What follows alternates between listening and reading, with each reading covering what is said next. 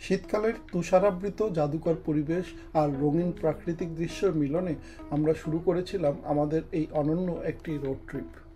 এই রোড ট্রিপে আমাদের প্রথম গন্তব্য ছিল ব্রায়ান হেড নামক সাদা বরফে মোড়া পাহাড়, তুষারের নরম চাদর গায়ে দেওয়া একটি ছোট্ট স্কি রিসর্ট উটা প্রদেশে। এরপর আমরা পৌঁছলাম সিডার ব্রিক্স ন্যাশনাল মনুমেন্ট। এইখানে তুষারের আচ্ছাদনে ঢাকা এই প্রাকৃতিক অ্যাম্পি থিয়েটারের কমলা, লাল আর সাদা রঙের বিশাল যেন প্রাকৃতিক শিল্পীর তুলির আঁচড়। এরপর আমরা পৌঁছলাম ব্রায়াস ক্যানিয়ন ন্যাশনাল পার্ক। এখানকার বিখ্যাত হুডু শিলাস্তম্ভগুলো তুষারের মধ্যে দাঁড়িয়ে আছে যেন রাজপ্রাসাদের মতো, আর সূর্যের আলো পড়ে তার রং আরো জাদুকরী হয়ে চারদিকে আভা ছড়িয়ে দিচ্ছিল। এর পরবর্তী দিন আমরা চলে গেলাম জায়ান্ট ন্যাশনাল পার্ক দেখতে। প্রথমে গেলাম collab canyon section of giant national park, তারপরে জায়ান্ট ন্যাশনাল পার্কের মেইন সেকশন। জায়ান্ট ক্যানিয়নের অসাধারণ সৌন্দর্য আমাদের মুগ্ধ করলো। সেখানকার সুউচ্চ পাথরে সরু ক্যানিয়ন, বরফে ঢাকা প্রাকৃতিক দৃশ্য, লাল পাথরের সুউচ্চ শিখর, অ্যাঞ্জেলস ল্যান্ডিং এর অসাধারণ সৌন্দর্য আর ন্যারোজের অ্যাডভেঞ্চার। এরপর চলে গেলাম আমরা অ্যারিজোনার পেজ নামক শহরের দিকে। এখানে লেক পাওয়ারের অসাধারণ সৌন্দর্য আমাদের মুগ্ধ করলো। হর্ষশুভেন্দ্রে কলোরাডো নদীর বাঁক আমাদের বাকরুদ্ধ করে দিল। সবশেষে অ্যান্টিলপ ক্যানিয়নের রঙিন চিত্রকর্ম আমাদেরকে পৌঁছে দিল অন্য জগতে। এরপর ছিল আমাদের এই ট্রিপের অন্যতম প্রধান আকর্ষণ, পৃথিবীর প্রাকৃতিক সপ্তমাশ্চর্যের অন্যতম গ্র্যান্ড ক্যানিয়ন ন্যাশনাল পার্ক। প্রকৃতি যে কি অসাধারণ শিল্পকর্ম তৈরি করতে পারে তা এই গ্র্যান্ড ক্যানিয়ন ন্যাশনাল পার্ক না দেখলে বিশ্বাস করা মুশকিল। গভীর খাদ, তার মধ্য দিয়ে নদীর বয়ে চলা, শীতকালে বরফাবৃত পাহাড়ের চূড়া আর সূর্যাস্তের সোনালি আলো অপূর্ব এক সুন্দর। প্রকৃতির কারুকার্য দেখা শেষ করে আমরা এই ট্রিপের শেষে বেলায় এলাম লাস ভেগাস শহরে, যেখানে দেখা যায় মানুষের সৃষ্ট শিল্পকর্ম, বিশাল বিশাল অট্টালিকা, রাতে আলো ঝলমলে রাস্তা, পৃথিবীর সব বিখ্যাত শিল্পকর্মের অনুকরণে সৃষ্ট বিভিন্ন হোটেল, তার সামনে জলের ফোয়ারা, এসব মিলে যেন এক মরুভূমির বুকে মরুদ্যান। আর এই মরুদ্যানের সৌন্দর্য আমাদের এই ট্রিপটিকে দিল একটা অসাধারণ সমাপ্তি। এই সমাপ্তির দিন অথবা ঘরে ফেরবার দিনের গল্প থাকছে আজকের এই ভিডিওতে। রাস্তায় একটা দুটো উল্লেখযোগ্য স্থান, তার সাথে এই গোটা ট্রিপে আমাদের কোথায় কীরকম খরচাপাতি হলো তার একটু বিবরণ থাকবে আজকের এই ভিডিওতে। স্বাগতম আপনাদের সকলকে ভ্রমণ সঙ্গী চ্যানেলে। আমাদের সঙ্গে চলুন আমেরিকার বিস্ময়কর সব প্রাকৃতিক সৌন্দর্য আবিষ্কার করি। ইয়েলোস্টোন, গ্র্যান্ড ক্যানিয়ন, ইয়োসেমিটি, জায়নের মতো চোখ জোড়ানো ন্যাশনাল পার্ক, পাহাড়, নদী, ঝর্ণা, গাছপালা, জীবজন্তু আর পথের গল্প নিয়ে চলতে থাকে আমাদের নতুন নতুন যাত্রা। আপনি যদি আমাদের মতো প্রকৃতি ভালোবাসেন তাহলে ভ্রমণ সঙ্গী হতে পারে আপনার ঘরের জানলা দিয়ে বাইরের জগৎ দেখবার সবচেয়ে সুন্দর একটি উপায়। ইংরেজি নববর্ষের এই প্রথম দিনে সকলকে জানাই শুভ নববর্ষের শুভেচ্ছা, আর তার সাথে শুভ সকাল। এই ট্রিপে লাস ভেগাসে আমাদের দ্বিতীয় সকালবেলা। রাতে ক্যাসিনোতে বেশ খানিকটা সময় কাটানোর ফলে ঘুম থেকে উঠতে বেশ দেরিই হলো। চেক আউট করতে হবে 11টার মধ্যে। সকালবেলা রুমের জানলা খুলে যে দৃশ্যটা দেখলাম সেটা দিয়েই আজকের দিনটা শুরু করলাম।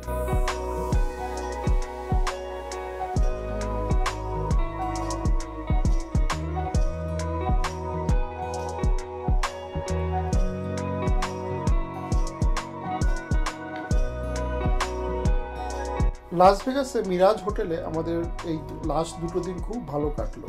আমাদের ছেলে আর তার বন্ধু সন্দীপ এখান থেকে লস অ্যাঞ্জেলেস চলে যাবে। এই লবি এরিয়াতেই তাদেরকেও আমরা বিদায় জানালাম।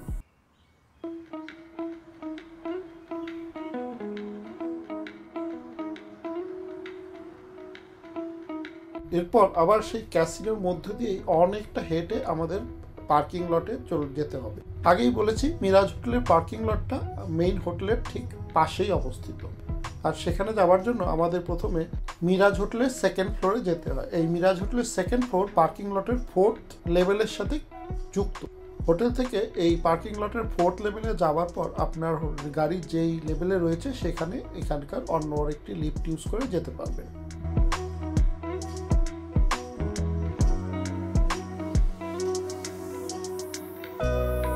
11:30 আমরা স্টার্ট করছি আমাদের বাড়ির উদ্দেশ্যে বেরিয়ে ফিরে যাচ্ছি লাস ভেগাস থেকে আজকে।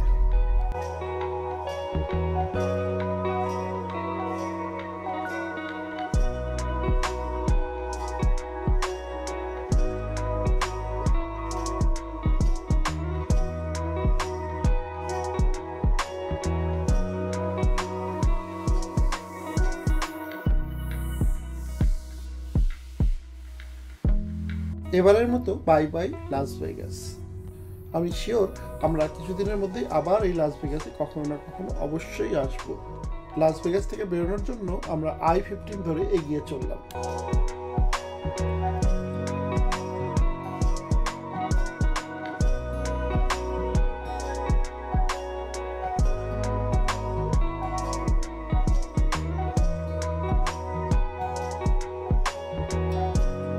ওই যে দেখা যাচ্ছে সাউথ পয়েন্ট হোটেল। আমরা একদম লাস ভেগাসের অলমোস্ট এন্ড শেষের দিকে চলে এসেছি, স্ট্রিপেরও শেষ। এইখানে সার্কেল কেতে পেট্রোল বা গ্যাস ফিল আপ কমপ্লিট হচ্ছে। এখান থেকে 137 মাইল।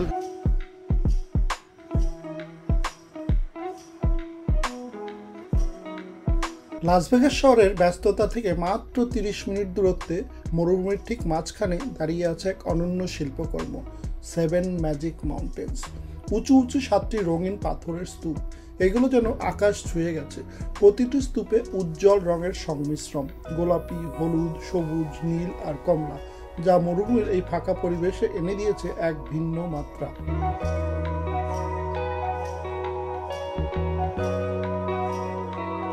সেভেন ম্যাজিক মাউন্টেন থেকে আরেকটু এগোতেই আমরা দেখতে পেলাম আমাদের ডান পাশে যেন আকাশে আগুন জ্বলছে।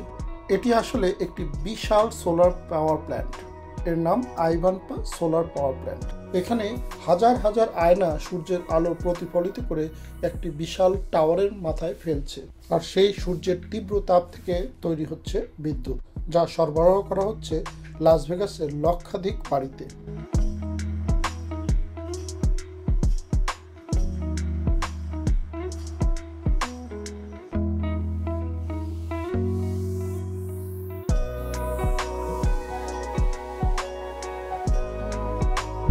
একটু আগে দিয়ে এক্সিট দিয়ে বেরিয়ে গেলাম, কারণ এই রাস্তা দিয়ে একটু শর্ট, মানে টাইম শর্ট দেখাচ্ছে।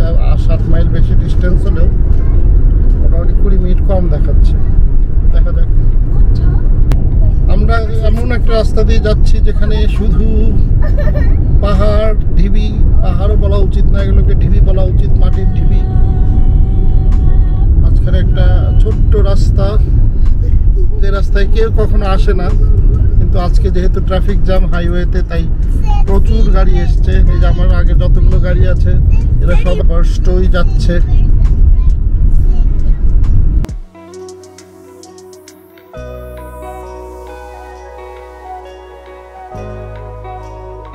মনে হচ্ছে ধুলোর ঝড় উঠেছে রাত রোড, এই জন্য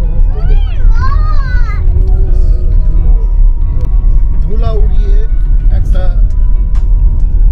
গ্র্যাভেল রোডে আমরা চলেছি। মাইল দুয়েক অলরেডি চলে এসেছি, আরো কত মাইল যেতে হবে জানি না। 35-40-এ যাচ্ছি, তাতেই মনে হচ্ছে ঝরঝর করছে গাড়ি।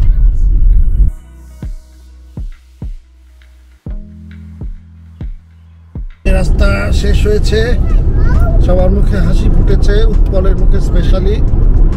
বেচারার গাড়ির কষ্ট দেখে সে খুবই দুঃখিত হচ্ছিল, বুঝতে পারছিলাম আমি। আমারও কষ্ট লাগে, না বাড়ির কষ্ট লাগে, সবারই কষ্ট লাগে। ওই যে ফ্রিওয়ে দেখা যাচ্ছে।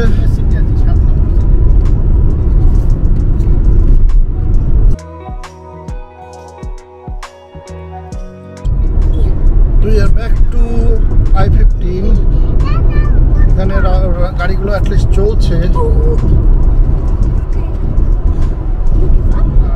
587 মাইল, বেকার আর 25 মাইল।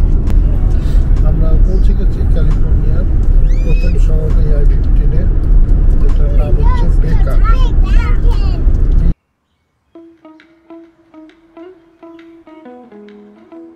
বার্স্টো শহর থেকে এখন আমরা প্রায় 40 মাইলের মতো দূরত্বে রয়েছি। আশা করি আর আধ ঘন্টা থেকে 35 মিনিটের মধ্যে বার্স্টো শহরে পৌঁছে যাব। আর ওখানেই আমরা দাঁড়াতে চলেছি আমাদের লাঞ্চের জন্য আজকের।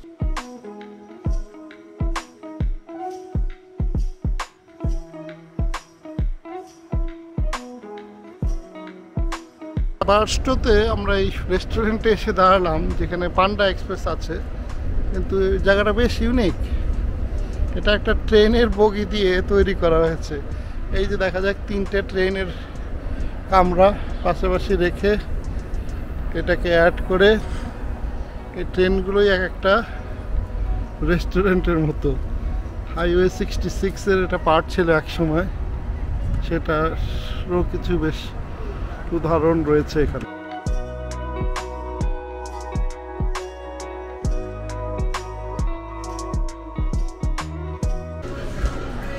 এই রেস্টুরেন্টটা বা ফুড কোর্টটা মোটামুটি একটু হাইওয়ে 66-এর কিছু স্মৃতি অ্যাড করে রাখা হয়েছে। হাইওয়ে 66 হচ্ছে যেই রাস্তার যেটা প্রথম ক্যালিফোর্নিয়াকে শিকাগোর সাথে জয়েন করা, সেই জন্য এই রাস্তাটাকে খুবই আমেরিকার হিস্ট্রিক রাস্তা বলা হয়ে থাকে।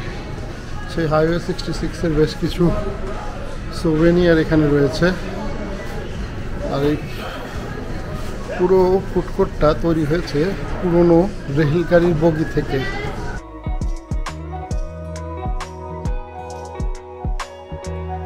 আমেরিকায় এই পান্ডা এক্সপ্রেস নামে একটি চাইনিজ ফাস্টফুডের চেইন রয়েছে। তার একটা স্টল এই বার্স্টোর এই ফুড কোর্টের মধ্যেই রয়েছে। আমরা সবাই তাদের পছন্দ মতো নুডলস, ফ্রাইড রাইস আর গ্রেভি নিয়ে বসে গেলাম। গ্রেভির মধ্যে orange chicken, spring bean chicken, kung pao chicken, honey mustard chicken ছাড়াও আরও বেশ কিছু অপশন রয়েছে।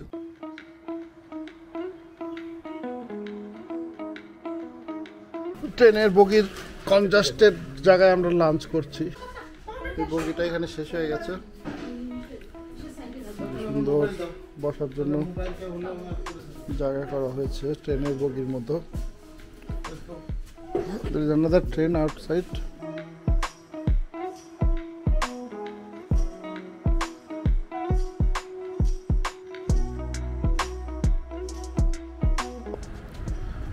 আমাদের লাঞ্চ করা হয়ে গেল।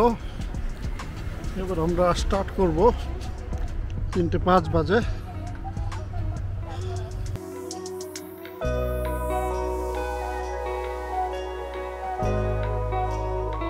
বার্স্টো থেকে প্রথমে আমরা হাইওয়ে 15-এ আবার ওঠার পরেই কিছুক্ষণ পরেই হাইওয়ে 58-এর দিকে এক্সিট নিয়ে চলতে থাকলাম বেকার্সফিল্ড দিকে। অন্যদিকে হাইওয়ে 15 লস অ্যাঞ্জেলেসের দিকে চলে যায় স্যান বার্নার্ডিনো হয়ে।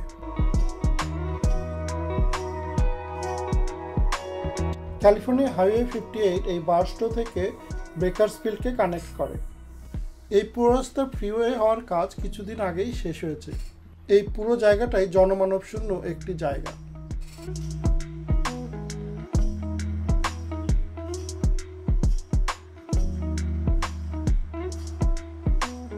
হাইওয়ে 58 ধরে বেকার্সফিল্ডের দিকে যেতে আমাদের নজরে পড়লো একটি বেশ ইন্টারেস্টিং জিনিস। দেখা গেল রাস্তার পাশে রয়েছে এমন একটি জায়গা যেখানে প্রায় কয়েকশো এরোপ্লেন দাঁড়িয়ে আছে। পরে জানতে পেরেছিলাম এই জায়গাটি অ্যাকচুয়ালি এরোপ্লেনের পার্কিং এরিয়া। এরোপ্লেনগুলো এয়ারপোর্টের জেটিতে পার্ক করলে অনেক টাকা দিতে হয়, তাই অনেকটা সাশ্রয়ী হওয়ার জন্য এইরকম কিছু কিছু এয়ারফিল্ড রয়েছে যেখানে অব্যবহৃত বিমানগুলো পার্ক করে রাখা হয়।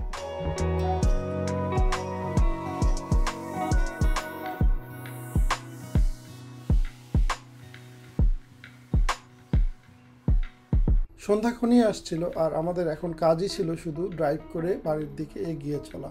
আমরা যখন এভাবে বাড়ির দিকে এগিয়ে চলেছি তখন আমরা এই সময়টাকে কাজে লাগাতে পারি এরকম একটা 6 রাত 7 দিনের এক ট্রিপে আমেরিকাতে কীরকম খরচ হয় তার একটা অভিজ্ঞতা দিয়ে। যে কোনো ট্রিপের মোট খরচকে আমরা মোটামুটি 4টি ভাগে ভাগ করে নিতে পারি সহজেই। প্রথমত থাকবার খরচ বা অ্যাকোমোডেশন খরচ, দ্বিতীয়ত যাতায়াত খরচ বা ট্রাভেল এক্সপেন্সেস, তৃতীয়ত খাবার খরচ বা ফুড এক্সপেন্সেস, আর চতুর্থত বাদ বাকি অন্যান্য খরচ বা আনুষঙ্গিক খরচ। এই ট্রিপে আমরা 6 নাইট 4টি ভিন্ন ভিন্ন হোটেলে থেকেছি। প্রথম 2 নাইট আমরা ছিলাম সিডার সিটিতে কোয়ালিটি ইন হোটেলে। এটি ছিল আমাদের এই ট্রিপের সবচেয়ে লেস এক্সপেন্সিভ হোটেল। এই সিডার সিটিতে আমরা এই হোটেলে পার রুম পার ডে মোটামুটি $75 বা $75 মতো খরচ করেছিলাম। আমাদের তৃতীয় রাত আমরা ছিলাম অ্যারিজোনার পেজ নামক শহরটিতে। এই হোটেলটিও ছিল কোয়ালিটি ইন, তবে এর নাম হচ্ছে quality in view of lake Powell. এই হোটেলে পার রুম একদিনের জন্য আমাদের খরচ পড়েছিল $115 মতো। এই ট্রিপে আমরা চতুর্থ রাতটি কাটিয়েছিলাম অ্যারিজোনার কিংম্যান শহরের রামাদা বাই উইনহাম হোটেলে। এই হোটেলে পার রুম খরচ মোটামুটি ছিল $100 পার নাইট। আমাদের এই রোড ট্রিপের শেষ দুদিন আমরা ছিলাম লাস ভেগাসের মিরাজ হোটেলের। 31st নাইট হওয়ার জন্য এই হোটেলটি অবশ্যই ছিল আমাদের এই ট্রিপের মোস্ট এক্সপেন্সিভ হোটেল। এই হোটেলে আমরা পার নাইট পার রুম $225 মতন খরচ করেছিলাম। থাকবার খরচের পর যেই খরচটিকে নিয়ে আমরা আলোচনা করব সেটি হচ্ছে ট্রাভেল এক্সপেন্সেস বা যাতায়াতের খরচ। এই যাতায়াত খরচের মধ্যে train fair, air fair, other mode of transport fair উল্লেখযোগ্য। এই ট্রিপে আমরা যেহেতু নিজেদের গাড়ি ইউজ করেছিলাম, তাই যাতায়াত খরচ বলতে আমাদের প্রধানত ছিল পেট্রোল খরচ বা গ্যাস এক্সপেন্সেস। মোটামুটি হিসাব করে দেখেছি আমাদের আপ ডাউন মিলে মোটামুটি 2300 মাইলের মতো আমরা গাড়ি ড্রাইভ করেছি। আমরা এই ট্রিপে যে গাড়িটি ইউজ করেছি সেটা উৎপলের গাড়ি, আর সেটা হচ্ছে ইনফিনিটি QX60। এই গাড়িটি মোটামুটি হাইওয়েতে মাইলেজ দেয় 20 মাইলস পার গ্যালনের মতো। সেই হিসাবে আমাদের 115 থেকে 120 গ্যালন পেট্রোল বা গ্যাস কনজাম্পশন হবে। $4.5 অ্যাভারেজ পার গ্যালন হিসাবে মোটামুটি $500 থেকে $550 মতো আমাদের এক্সপেন্সেস হয়েছে ট্রাভেলের জন্য। এরপরে যে আবশ্যিক খরচটি অবশ্যই আমাদের থাকবে সেটা হচ্ছে খাবার খরচ বা ফুড এক্সপেন্সেস। অন্যান্যবার আমরা কিছুটা খাবার সাথে করে নিয়ে যেয়ে কিছুটা সাশ্রয় করলেও এবার সেই সুযোগ খুব একটা ছিল না, হঠাৎ করে আমাদের এই ট্যুর প্ল্যান হওয়ার জন্য। আর সেজন্য তা পার ডে পার পার্সন আমাদের মোটামুটি $50 খাবারের জন্য খরচ হয়েছে। লাস্টলি অন্যান্য আনুষঙ্গিক খরচ। আমরা এই ট্রিপে বেশ কয়েকটি ন্যাশনাল পার্ক ঘুরেছি, আর সেই জন্য সাশ্রয়ী ন্যাশনাল পার্কের অ্যানুয়াল পাসটা নিয়েছিলাম $80 দিয়ে। এছাড়া আর বাকি যা খরচ সেটা সবই পার্সোনাল। এটা অবশ্যই ডিপেন্ড করবে আপনি কতটা খরচ করতে চান আর কতটা সাশ্রয়ী ঘুরতে চান তার উপরে। এবার পুরো খরচের যদি একটা হিসাব করি, আমাদের হোটেলের জন্য পার ফ্যামিলিতে $800, $1600 টোটাল খরচ হয়েছিল। গ্যাস খরচ যদি রাফলি $500 ধরি, খাবার খরচ রাফলি $1500, আর অন্যান্য খরচ যদি $400 মতো ধরি, তাহলে এই দুই ফ্যামিলিতে 6 নাইট 7 ডের এই ট্রিপে মোটামুটি $4000 আমাদের খরচ হয়েছে। পার ফ্যামিলি $2000 খরচ।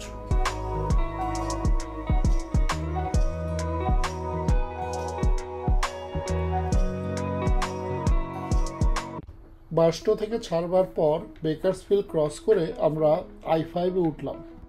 I-5-এ উঠবার কিছুক্ষণ পর আমরা আমাদের এই ট্রিপের ফাইনাল স্টপটা নিলাম একটি গ্যাস স্টেশনে। শেষবারের মতো গ্যাস ফিল আপ করে আমরা রাত 9:30টার দিকে প্লেসেন্টনে উৎপলের বাড়িতে পৌঁছে গিয়েছিলাম। তারপর ওদের ওখান থেকে আমাদের গাড়িতে আমাদের মালপত্র তুলে মোটামুটি 10:30টার দিকে বাড়ি পৌঁছে গেছিলাম।